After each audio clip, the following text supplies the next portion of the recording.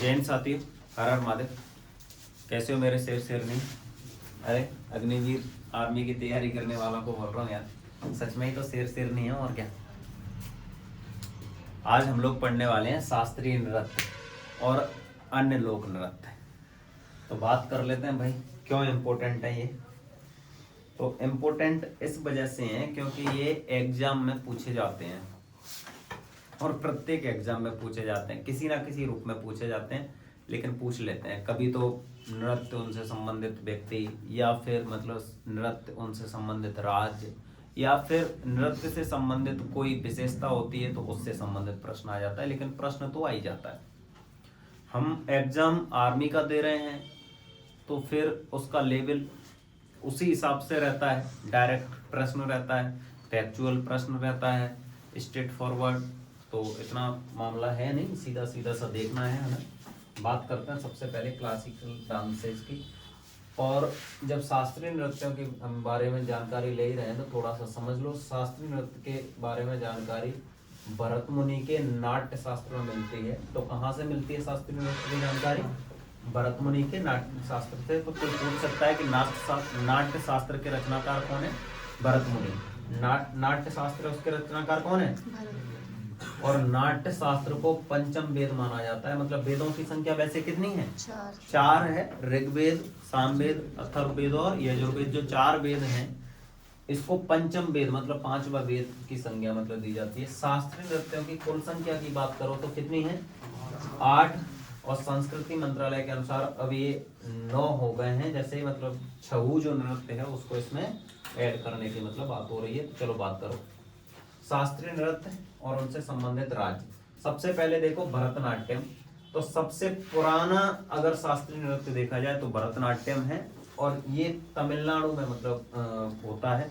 तो इसका संबंध कौन से राज्य से है? तमिलनाडु से। भरतनाट्यम का संबंध तमिलनाडु से। ये है ओडिसी, तो ये उड़ीसा में होता है। तो नाम से ही है तो कोई दिक्कत ही नहीं है, ठीक है।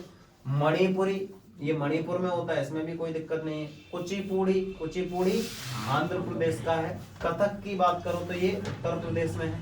कथकली की बात करो तो ये केरल में है। मोहिनी अट्टम की बात करो ये भी केरल में ही है। और सत्रिया की बात करो तो असम में है। थोड़ा सा इन्हें अगर मतलब कुछ ट्रिक तो कुछ नहीं बोल सकते, उसको बस याद रखने के लिए मतलब मैं बोल सकता हूँ।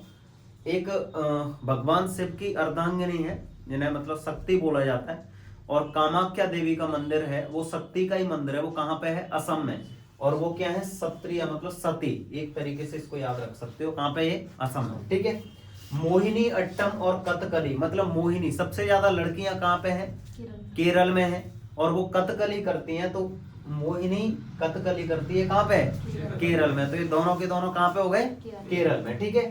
कथक की बात करूं तो कथक उत्तर प्रदेश में, इसको याद ही रख लेना, ठीक है। कुचिपुड़ी मतलब कच्ची पूड़ी, जो आंधो व्यक्ति होते वही खा सकते हैं, ठीक है। समझ में आ रहा है? तो इसको याद रख लेना कि कुचिपुड़ी कहाँ का है? आंध्र प्रदेश का। ये तो मणिपुरी है, तो मणिपुर में इसमें कौन सा कुछ मतलब। ओडिसी ये तो डायरेक्ट ही है। भरतनाट्यम देखो, तुम्हें पता हो तो तमिलनाडु के पास में है श्रीलंका। भगवान श्री राम है ना, वो चले गए श्रीलंका, और भरत नाट्य मतलब नृत्य करते कहाँ पे रह गए? तमिलनाडु में। भरतनाट्यम कहाँ पे है? तमिलनाडु में। तो ये सारे के सारे नृत्य हैं, इनको मतलब एक तरीके से याद रखने के लिए मतलब बोल रहा हूँ, जिससे तुम एग्जाम में थोड़ा सा रिकॉल कर पाओगे। भरतनाट्यम तमिलनाडु, ओडिसी उड़ीसा, मणिपुरी मणिपुर, कुचिपुड़ी आंध्र प्रदेश, कथक उत्तर प्रदेश, कथकली और मोहिनी अट्टम केरल, सत्रिया याद हो गए कि नहीं हुए? चलो ठीक है।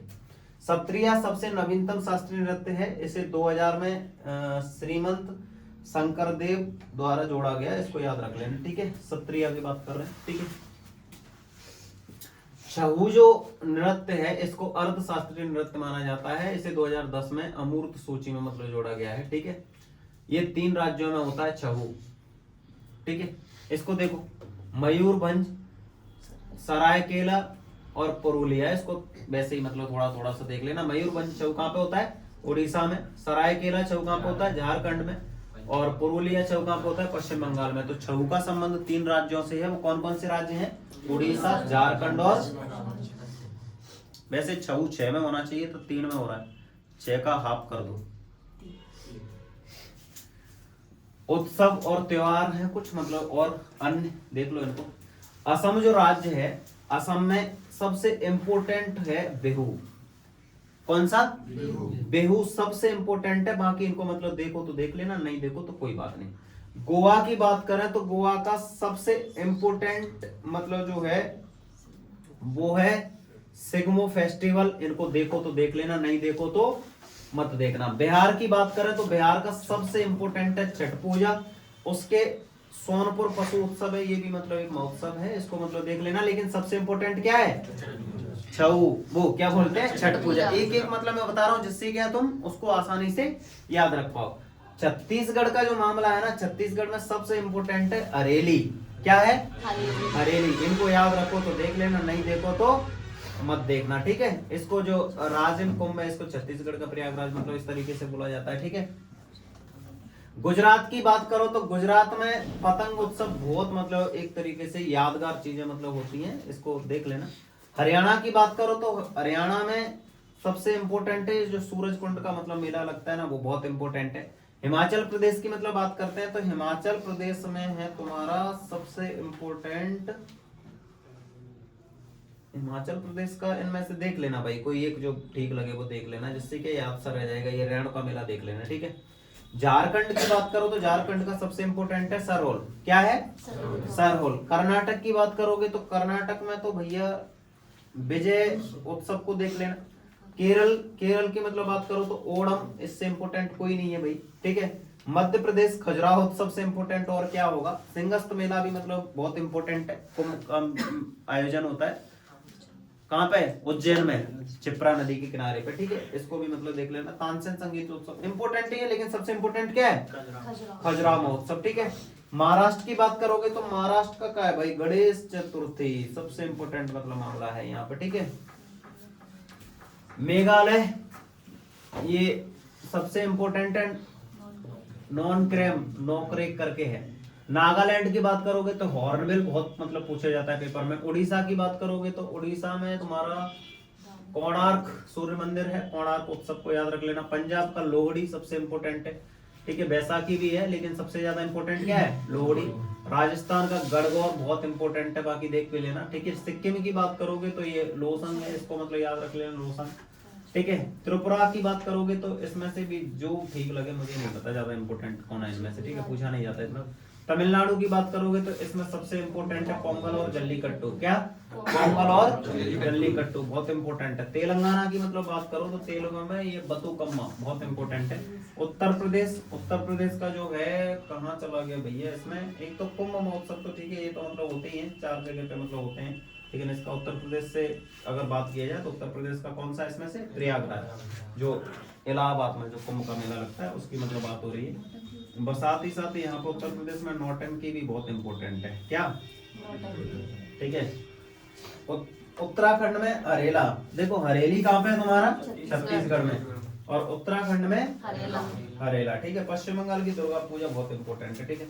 मैंने क्या बहुत ज्यादा जो इम्पोर्टेंट हैं उनको ही नहीं बल्कि एक एक कनेक्ट कर दिया है राज्यों से। क्यों कनेक्ट किया है? जिससे क्या है, अगर तुम्हें एक याद रहेगा तो फिर तुम दूसरे पे मतलब पहुंच जाना, फिर तीसरा कर लेना। एक देखो क्या होगा, तुम सारे के सारे एक साथ याद करना चाहोगे ना, हो भी नहीं पाएंगे। इस वजह से एक एक से मतलब याद कर लेना इनमें से। जैसे असम का बिहू, गोवा का सिग्मो फेस्टिवल, बिहार का छठ पूजा, छत्तीसगढ़ का हरेली, गुजरात का मतलब पतंग उत्सव, हरियाणा का सूरज कुंभ मेला, हिमाचल प्रदेश का रेणु का मेला, झारखंड का सरहोल, यहाँ पे कर्नाटक का मतलब विजय उत्सव कर लेना, ठीक है। केरल का ओणम कर लेना, मध्य प्रदेश का खजुराहो महोत्सव कर लेना, महाराष्ट्र का गणेश चतुर्थी कर लेना, मेघालय का नौकरी कर लेना, ठीक है। नागालैंड का हॉर्नबिल कर लेना, उड़ीसा का छऊ कर लेना, कोणार्क कर लेना, पंजाब का लोहड़ी कर लेना बहुत इंपॉर्टेंट है, बैसाखी भी है, राजस्थान का गणगौर है, सिक्किम का लोसंग है, त्रिपुरा में मतलब कर लेना भाई खारची पूजा कर लेना, ठीक है। तमिलनाडु का पोंगल और जल्लीकट्टू, तेलंगाना का बतुकम्मा और उत्तर प्रदेश का नौटंकी। और उसके साथ ही साथ जैसे कुंभ की मतलब बात करें तो कुंभ 4 जगह पे होता है तुम्हारा, हरिद्वार में होता है उत्तराखंड में, ठीक है। हरिद्वार उत्तराखंड, प्रयागराज उत्तर प्रदेश, नासिक महाराष्ट्र और उज्जैन मध्य प्रदेश। आप लोग कमेंट बॉक्स में ये बताना ये कौन कौन सी नदियों के किनारे, हरिद्वार कौन सी नदी के किनारे है, प्रयागराज कौन सी, नासिक कौन सी, उज्जैन कौन सी नदी के किनारे है। मतलब जो कुंभ का मेला जो लगता है वो कौन कौन सी नदियों के किनारे पे आयोजित होता है, मुझे मतलब बता देना कमेंट बॉक्स में। उत्तराखंड की बात करो तो हरेला याद कर लेना, पश्चिम बंगाल में दुर्गा पूजा याद कर लेना। जय हिंद, हर हर महादेव।